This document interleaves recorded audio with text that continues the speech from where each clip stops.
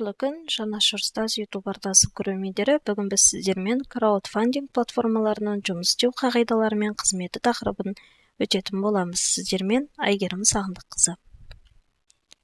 Краудфандинг дегеніміз не?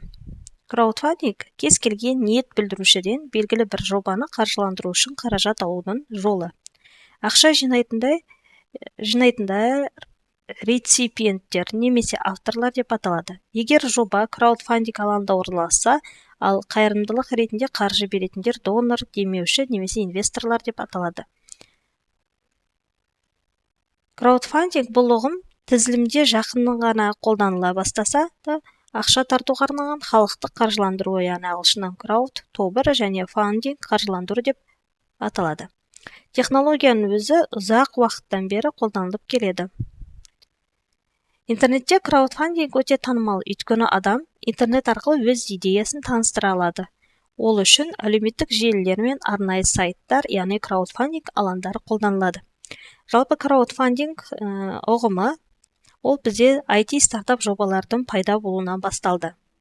Мысалы, белгілі бір адам қандайда бір идеяны нарыққа шығарып, оған қандайда бір өнімді көрсететін болса, ол сол өзінің өнімін ары қарай дамыту үшін ең алдымен қаржы іздейді. Яғни сол IT стартап жобаларды қаржыландыратын адамдарды қысқаша айтатын болсақ, краудфандинг деп атаймыз.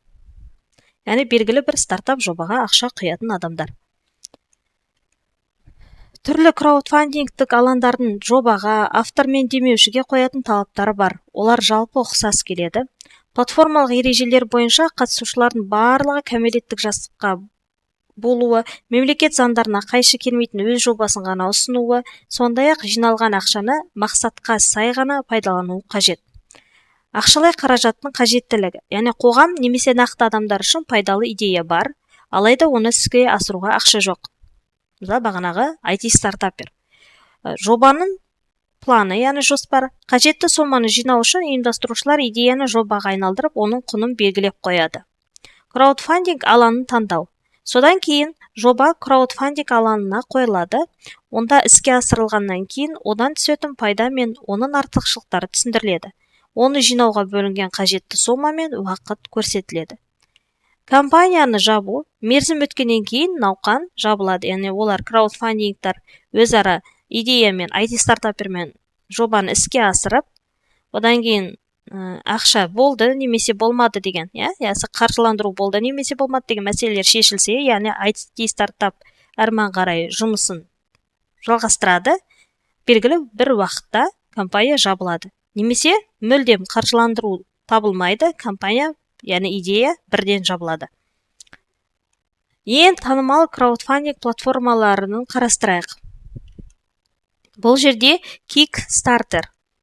Kickstarter ол бірінші суретте көрсетілген ең ірі, ең танымал әлемдік краудфандинг алаңдарының бірі. Қазіргі уақытта ол жобалардың ішінде қазақстандық жобалардың үлесі тым аз. Бұл қаражатты шығарудың күрделілігі, сондай-ақ тілдік кедергілерге де байланысты.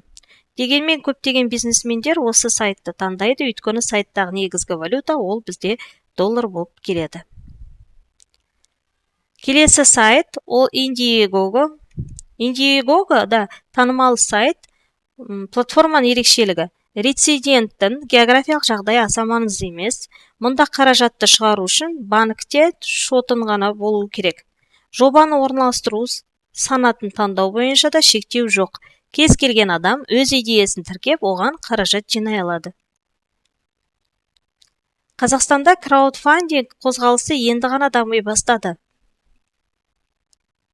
Республикада 2012 жылдан бастап бірнеше алаң іске қосылып, қазір тек біреуі ғана белсенді түрде жұмыс істеп жатыр. Бұл саланың маңыздылығы елімізде краудфандингке әлі де сенімсіздік бар екенін айтады. Дүние жүзінде бұл қозғалыс аясында жылына әртүрлі жобаларға жалпы алғанда 10 миллиард доллардан астам сома, ал Азияда 4 миллиардқа жуық доллар инвестицияланады. ақш-тан бастап тұр. Онда 30 миллионнан астам, 1000-нан астам платформалары, яғни қаржыландырылған. Ресейде 100-ден астам платформа қаржыландыруда. Қазақстанда танымал болған краудфандинг платформа бар birge.kz 2016 жылдан 2018 жылдың маусым айына дейін жұмыс істеді.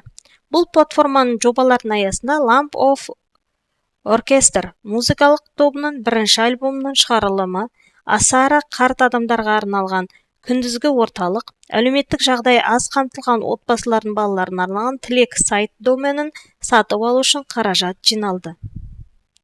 Бұл платформа шығармашылық жобалар мен стартаптарға ерекше көңіл бөлінді. Мұнда төлем ұлттық валютада жүргізілгендіктен, шетелдік платформалармен жұмыс істегендегідей салықтар мен банктердің комиссиясына қатысты қолайсыздық болған жоқ.